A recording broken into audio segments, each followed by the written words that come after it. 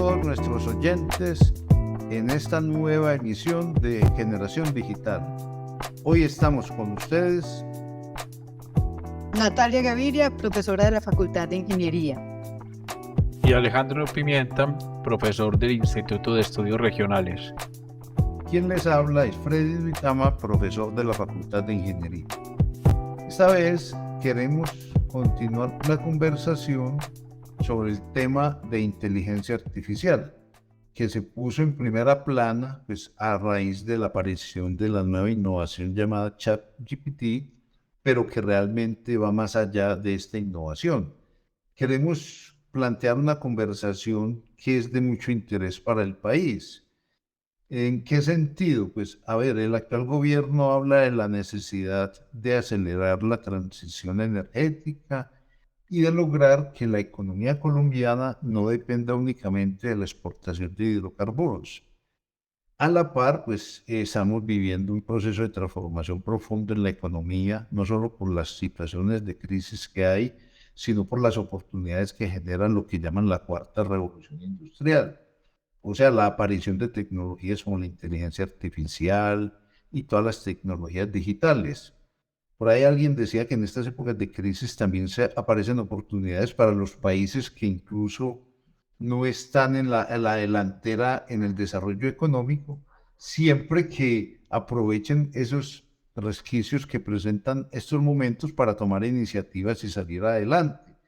En ese caso, por ejemplo, el tema de la economía digital, pues que ya en algunos episodios anteriores hemos tratado, es una oportunidad muy importante, pero eso implicaría que el país tenga una política clara que estimule y facilite una rápida y masiva adopción de parte de todas las empresas de tecnologías como la inteligencia artificial, como todas las tecnologías digitales.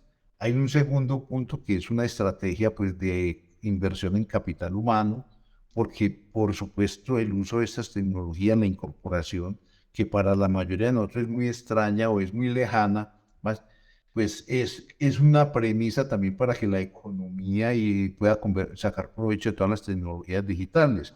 Hay una cifra como esta, se dice que en Colombia solo el 18% de los trabajadores cuenta con habilidades suficientes que se potenciarían con la revolución que genera la inteligencia artificial. Ahora, obviamente hay un tercer factor muy importante en todos estos países, es que tiene que haber un adecuado proceso de protección social y de evolución para que las personas que se ven en peligro de perder su empleo o que necesitan adaptarse a las nuevas condiciones tengan un acompañamiento de parte del Estado. Y por supuesto, pues tiene que haber unas políticas públicas con mucha iniciativa para permitir que la economía saque provecho de todas estas nuevas innovaciones. Para hablar de esto, tenemos hoy un invitado muy especial, el profesor Leonardo Pachón. Leonardo pues tiene un doble perfil que lo hace un invitado muy interesante para la conversación de hoy. Es que además de ser un académico muy reconocido, ha incursionado exitosamente en el mundo de la industria y hoy tiene una empresa que ha recibido varios premios en tema y esta empresa su campo de acción es la inteligencia artificial. Leonardo Pachón es físico de la Universidad Industrial de Santander, doctor en física de la Universidad Nacional de Colombia y ha realizado dos postdoctorados, uno en la Universidad de Toronto y otro en la Universidad de Harvard.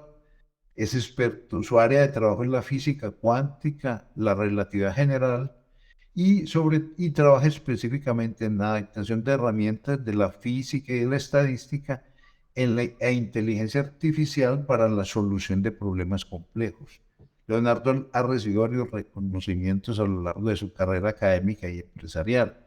Por ejemplo, en el 2015 fue elegido entre los top 15 investigadores y emprendedores menores de 35 años en Colombia, ¿sí?, por la Falling Walls Foundation de Alemania. En el 2019 fue elegido en el top 10 de los científicos emprendedores en Colombia por el ICETEX y la Embajada Suiza en Colombia. Hasta hace poco fue director del Instituto de Física de la Universidad de Antioquia, o es profesor asociado allí. En la misma universidad recibió el premio a la investigación de la Universidad de Antioquia y la Academia Mundial de Ciencias de la UNESCO lo reconoció como el joven científico en el año 2018. Y además es fundador de la empresa One Enterprise dedicada al tema de la inteligencia artificial. Un saludo, Leonardo. Muchísimas gracias, don Freddy. Un saludo, Natalia. Un saludo, Alejandro. Es un placer estar aquí conversando con ustedes. Leonardo, hoy te proponemos plantearnos una reflexión y unas preguntas muy contextualizadas en Colombia. Podemos de pronto comenzar haciéndonos unas preguntas, pues comencemos como por el principio, como en el cuándo de la inteligencia artificial, como en el en qué y el para qué. Pues hemos hablado acá en otros episodios y en que en Colombia ha habido algunos avances de la inteligencia artificial y en general de las tecnologías a sectores como gobierno, al sector financiero, al sector de la salud, al sector del comercio electrónico. Tal vez es de lo que más pues, digamos que ha resonado, pero digamos que desde tu perspectiva, ¿qué necesidades comenzó a resolver para el caso colombiano pues, la inteligencia artificial y cómo que comenzó a ser usado en el país? Teniendo en cuenta, Leonardo, que eh, uno puede entender en la literatura que hay unos enfoques, digamos, que muy acotados, que hablan de la inteligencia artificial desde una perspectiva muy solamente delimitada a la parte técnica como solamente una herramienta, mientras que hay algunos que ya lo ven casi que como un gran enfoque, casi que un enfoque de desarrollo, como un enfoque de futuro. Nos gustaría comenzar por ahí, ¿vos cómo lo ves? Muchas gracias, Alejandro. Pues bueno, son varias preguntas sobre cuándo empezamos a usar inteligencia artificial en el país. Yo creo que todos la empezamos a usar y ni nos dimos cuenta. En los podcasts anteriores, ustedes han hablado de los sistemas de recomendación, cuando YouTube te sugiere un siguiente video, cuando Netflix te sugiere una siguiente película. Allí ya había sistemas de recomendación que están construidos sobre estos modelos. Entonces, digo, puede que ni nos hayamos dado cuenta cuando la empezamos a usar. Ahora, sobre el desarrollo desde la parte académica, hay muchos grupos. La Universidad de Antioquia tiene un grupo fuerte en el que está John Freddy, está Julián, Raúl. La Universidad Nacional también tiene, si recuerdo bien, se llama el Mind Lab. En Manizales hay otro, y AFIT tiene otros. Han ido, la producción y el interés ha ido creciendo. Hay posgrados al nivel de especialización, másters también en esa dirección. Y al nivel de industria, tú mencionabas varios sectores. Hay algunos que en este momento están tomando muchísima más tracción. Tenemos las fintech, las PropTech, que son básicamente los unicornios que tiene el país, las empresas, sus emprendimientos valorados en más de $1.000 millones.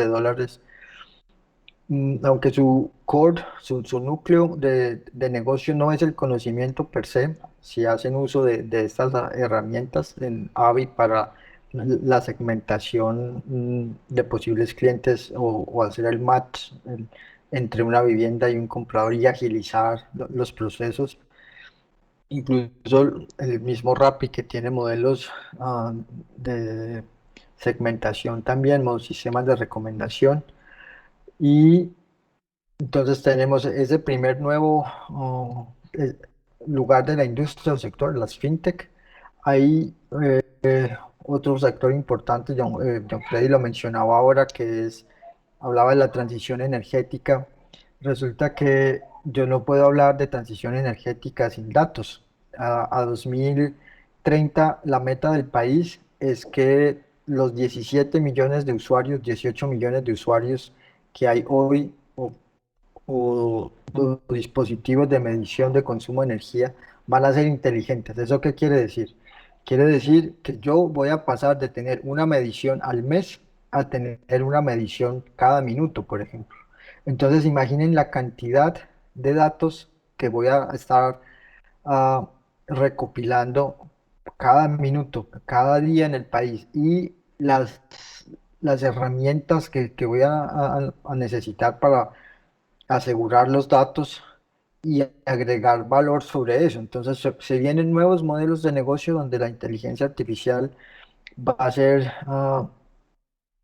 central en la transición energética. Estamos hablando de otros escenarios como la logística, por ejemplo. El, para ser competitivos el país necesita abaratar los costos del transporte.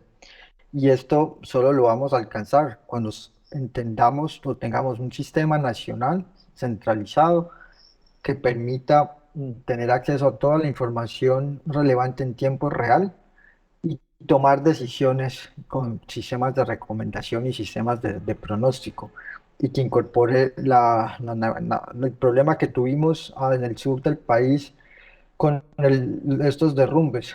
Un escenario, una herramienta de inteligencia artificial combinada con optimización hubiera podido encontrar la forma óptima de seguir moviendo la carga y evitar que no tuviéramos ah, poder seguir con el flujo de suministros hacia el sur del país. Entonces, adicional a los que mencionaba John Freddy, estas son dos o tres sectores de la industria en donde empiezan a aparecer nuevos modelos de negocio que están apalancados en el trabajo que también se hace desde la academia, y en donde son modelos de negocio los que está avanzando el país y donde el país es referente regional o internacional. Qué tan interesante. Ve, Mm, Leonardo, yo creo que nos has puesto unos ejemplos que son muy claros y que nosotros vemos también en el día a día. Incluso pues has puesto de presente también algunos campos en los que falta mm, el uso de este tipo de modelos y en el que mm, sería muy bueno. Incluso yo pensaría también, por ejemplo, en el tema del análisis de la contaminación, etcétera. Utilizar mm, este tipo de modelos sería de gran utilidad. Yo quiero que nos contes, y a mm, tierra, es que yo veo que entonces hay dos aspectos, digamos, relacionados con la industria, y son aquellos usuarios, pues aquellas industrias y aquellos campos, pues que son usuarios de la inteligencia artificial, y también hay industria que se dedica precisamente al desarrollo de la inteligencia artificial. Entonces yo quiero que nos contes de mm. pronto un poquito de ambas cosas, es decir, ¿qué tan avanzado ves vos el uso de la inteligencia artificial en algunas industrias? ¿Qué tanto lo desarrollan y han apropiado el conocimiento de ellas mismas?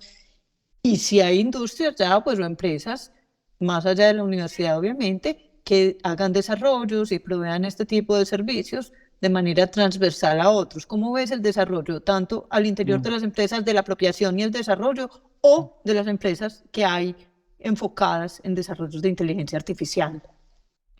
ujú.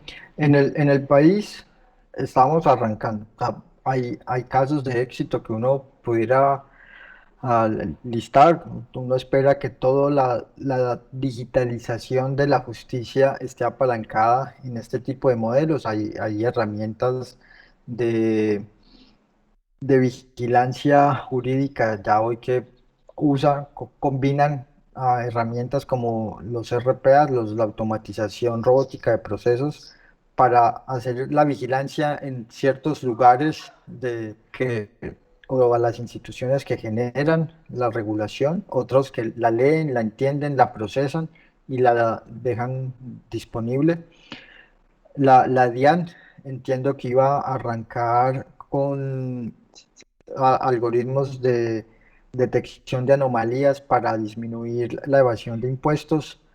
El mismo Ecopetrol sacó su programa de 100 retos, y entre esos, de los 100 retos hay algunos de inteligencia artificial, y hay empresas, digamos que estamos avanzando, no estamos al nivel de adopción que uno quisiera, pero hay avances, y Colombia es referente regional. Ustedes saben que el caso de Medellín es la única ciudad de habla hispana con un centro para la cuarta revolución industrial.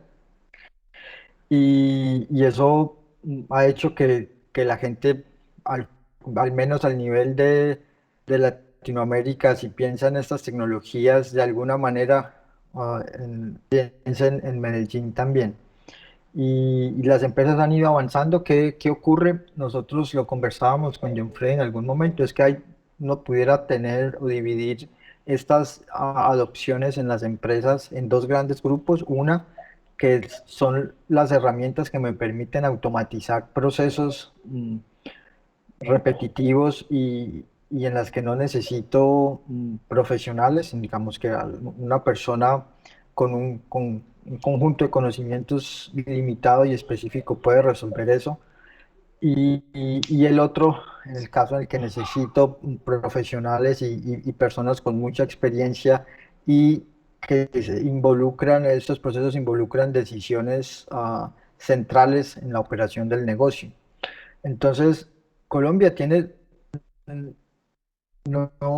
digamos, no ha avanzado en la adopción masiva en el primer grupo. ¿Por qué? Porque la mano de obra, ah, el caso de negocio no cierra. Una automatización con inteligencia artificial sigue siendo costosa para esos tipos de procesos en el país, pero está avanzando en el otro.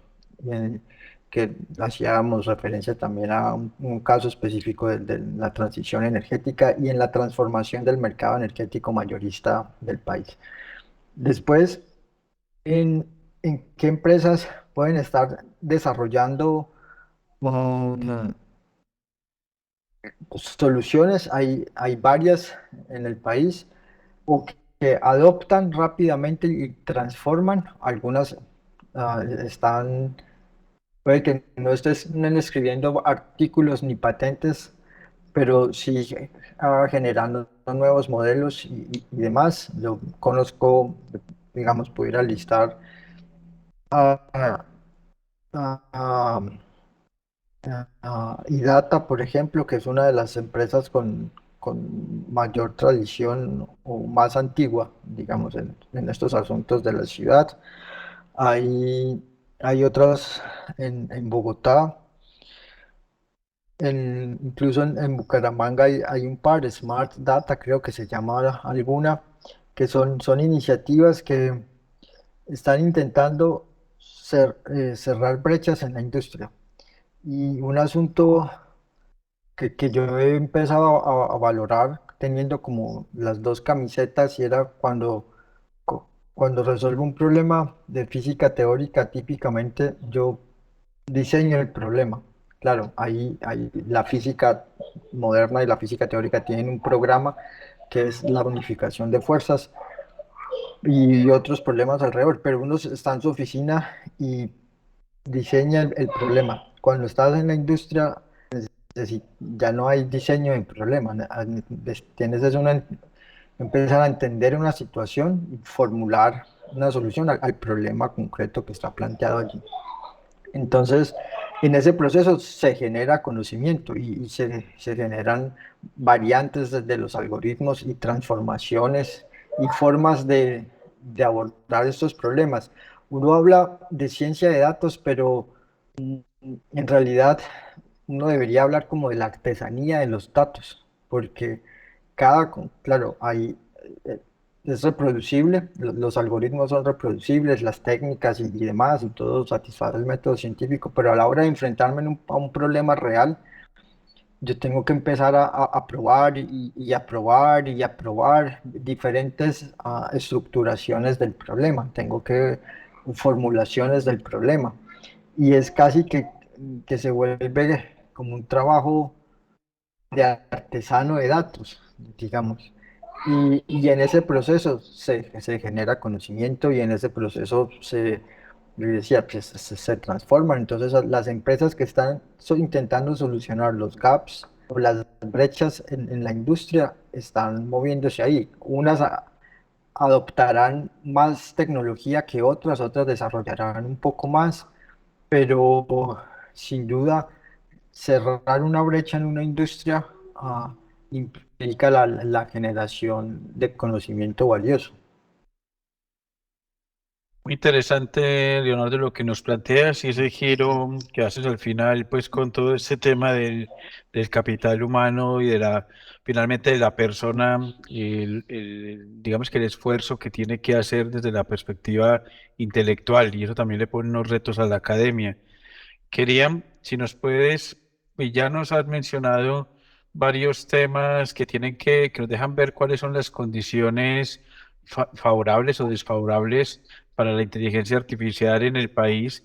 Parece que hay un consenso entre los expertos en que es a partir del desarrollo, de generarle buenas condiciones a la industria asociada a la inteligencia artificial, pero creo que es más que, no es solamente eso.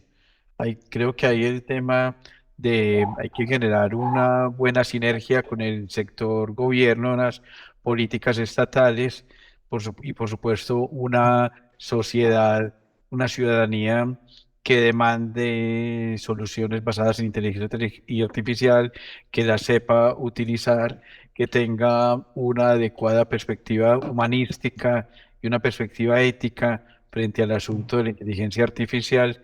Un poco si nos podemos referir entonces a con mayor precisión, como a esas,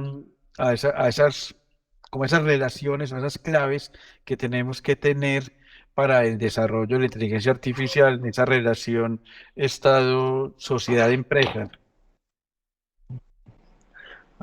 Que sí, Alejandro, ahí están todos los asuntos éticos que mencionabas tú, está el miedo que mencionaba John Freddy y, y como la dispersión de fuentes de conocimiento que mencionaba Natalia. Uno, digamos, como lo veo yo, y en la dirección que plantea el gobierno de las misiones, por ejemplo, deberíamos tener una misión clara hacia dónde vamos a ir. Ya arrancó la quinta revolución industrial y nosotros estamos empezando a hablar de la cuarta. O sea, cuando ya la quinta esté en furor, nosotros volveremos a llegar tarde.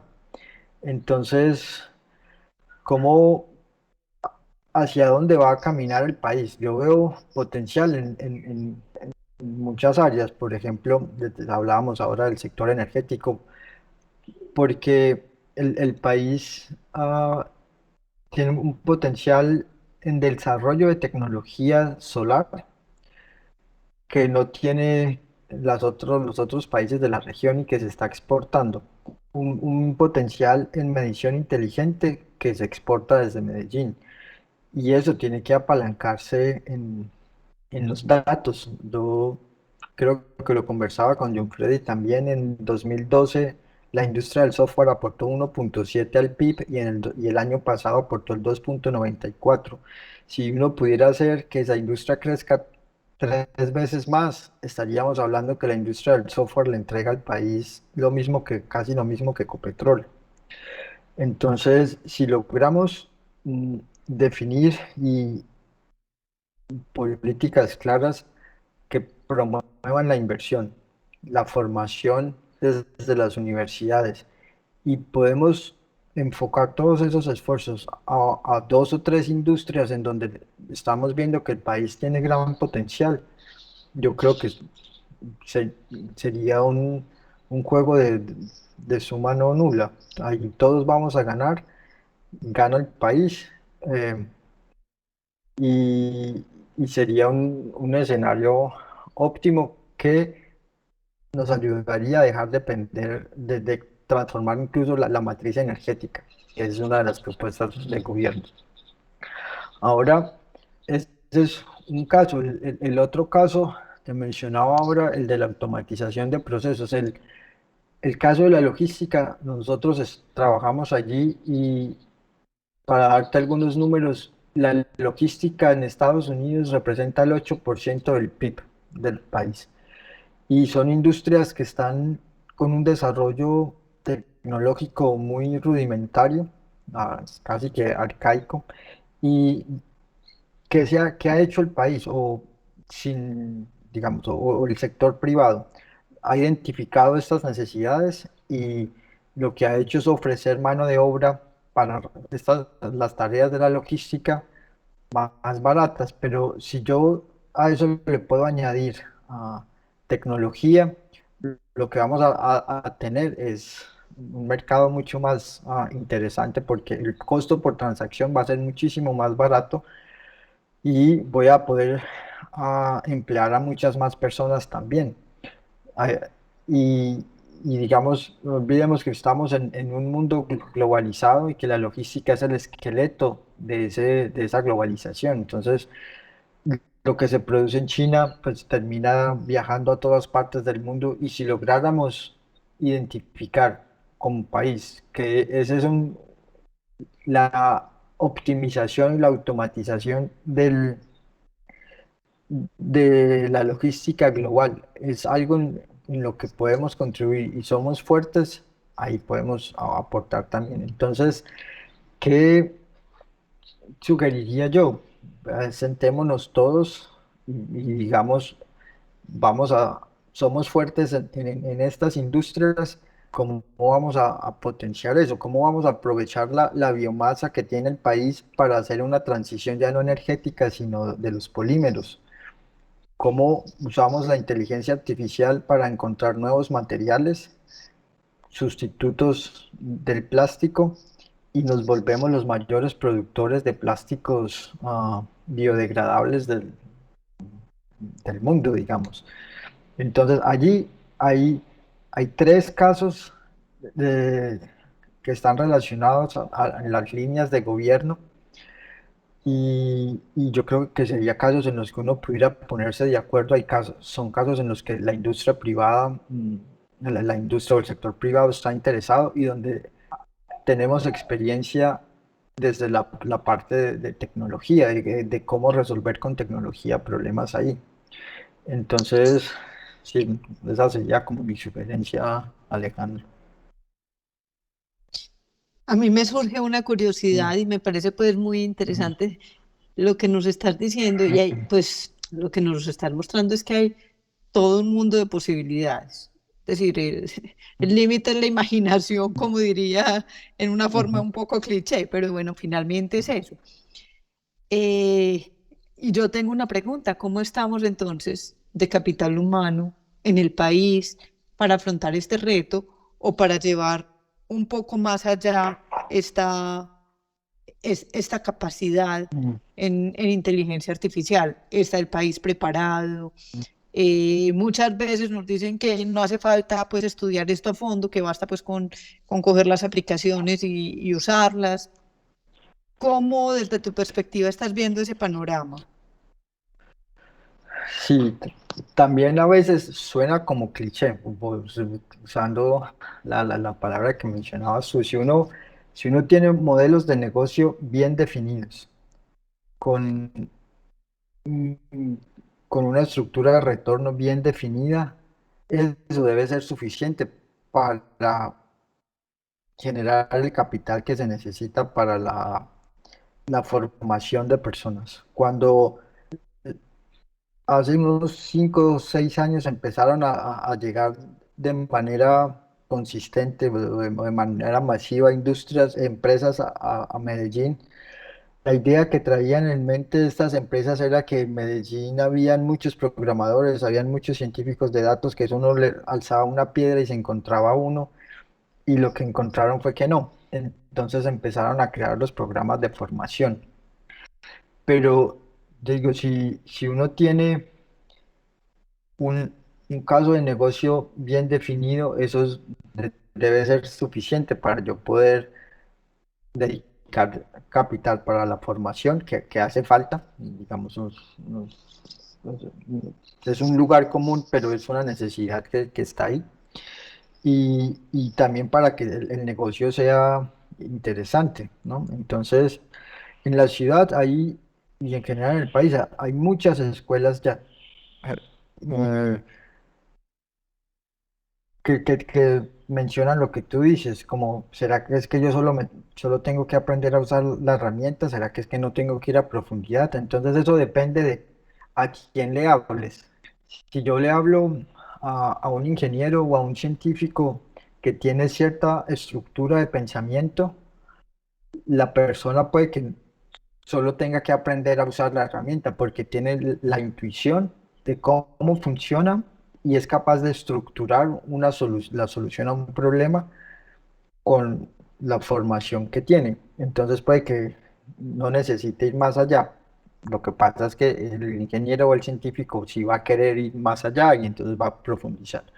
Por el otro lado, si le dices a una persona que terminó el bachillerato, digamos, que aprenda a usar el ChatGPT, claro, esa persona va y hace un prompt, un request a esto y monta un chat y aprende como lo técnico o la artesanía de construir una solución. Y eso es valioso y eso se necesita, pero hay que tener claro como a quién le hablas para poderle decir si no, usted solo necesita aprender la herramienta o para buscar un trabajo solo necesita una herramienta, ¿no? Nosotros estamos en el programa de Andy, de innovación Andy Más País de Antioquia. Entonces, son las 40 empresas más innovadoras de Antioquia y allí estuvimos discutiendo sobre si uno necesita doctores en una empresa de tecnología, por ejemplo. Entonces, había un par de empresas de software y decían, vea, nosotros no tenemos ni uno y tenemos clientes en toda la región, tenemos clientes en Europa, no sé qué. Es un negocio próspero. Yo no necesito tener doctores en mi empresa. Entonces yo le decía, claro, también depende de cuáles son los problemas que su empresa resuelve. Si su empresa lo que hace es construir aplicaciones móviles o una página web, pues seguro que no lo necesita. Pero si su empresa lo que está haciendo es con tecnología resolver los problemas fundamentales en la operación de un cliente, seguro que esos perfiles que hacen las aplicaciones web no le van a funcionar. Necesita conocer la industria, conocer las tecnologías y método para poder avanzar. Entonces, yo no lo pondría como en blanco o negro, hay que mirar el- el perfil de la persona y las necesidades y necesitamos de todos esos perfiles, ¿no? Entonces, como para resumir, sí, nos hace falta talento, pero si yo soy capaz de estructurar buenos modelos de negocio, de ese mismo negocio debería poder financiar la formación de las personas que puedo estar necesitando o que las financiar para que las universidades o los institutos las formen. Y eso necesitamos de todos los perfiles. Bueno, definitivamente el tema es muy amplio y el tiempo se nos agota. Yo quiero como resaltar algunas cosas de las que menciona Leonardo, que aunque pueden ser, digamos, lugares comunes, siguen siendo necesario hacer énfasis en ellas. ¿Sí? Mire, este tipo de tecnologías, de todo lo que hemos conversado, se queda claro una cosa, este tipo de tecnologías son habilitadoras de soluciones en muchas áreas y en muchos sectores de la economía. Y el país ha definido unas prioridades, las políticas gubernamentales pues tienen unas prioridades ahora que se pueden mantener, pero que no pueden olvidar en ningún momento que esas soluciones en esas áreas se pueden apalancar con tecnologías digitales, con inteligencia artificial, con plataformas tecnológicas y que es necesario, o sea, es una condición, digamos, muy clave que se incorporen si se quieren alcanzar estándares internacionales y ser competitivos a nivel nacional e internacional en los sectores que ya ha mencionado pues, Leonardo para no repetirlos. Y detrás de todo esto, pues hoy que estamos en la economía digital, los datos siguen siendo una fuente de riqueza y de generación de valor muy grande en cualquier sector que se escoja en el país, ¿cierto? Ahora, y que a la par se puede crear una industria propia, me llama mucho la atención y resalto las cifras que da Leonardo sobre el aporte que hacen hoy la industria del software al PIB y que es un aporte que por supuesto puede crecer mucho más a la par que se solucionan problemas o sea, en general lo que estamos viendo es que hay una mirada optimista sobre el problema, pero que sí se requieren acciones muy claras de parte del gobierno y de parte de las entidades encargadas para poder que esto se haga realidad y no pase solo de ideas y dejemos pasar la oportunidad que tenemos al frente y que nos es, y que pues que en la que podemos sacar provecho grande. Yo creo que nos han mencionado algunos temas que son muy importantes. Medellín es un distrito de ciencia y tecnología. Tenemos prioridades, por ejemplo, la agroindustria, que es otro tema en el que podemos dar grandes soluciones. También pasa porque se utilizan tecnologías de la información y se utilizan todas estas, la inteligencia artificial y sus tecnologías conexas. Bueno, podríamos seguir hablando un buen rato, pero para redondear, pues no sé si Leonardo quiere darnos alguna idea de cierre del programa y agradecerle pues que esté con nosotros acá. No, muchísimas gracias nuevamente por la invitación y para cerrar, otro lugar común, John Frey, necesitamos sentarnos a definir hacia dónde vamos a avanzar como país y necesitamos una mayor articulación entre la universidad, la academia, el Estado y la sociedad. Si la cuádruple hélice no está aceitada, no vamos a avanzar con el uso de cualquier tecnología y en cualquier sector o en cualquier problema de la sociedad. Necesitamos mayor articulación y necesitamos una visión más amplia, una visión más internacional y más global de los problemas y de las oportunidades. Muchísimas gracias.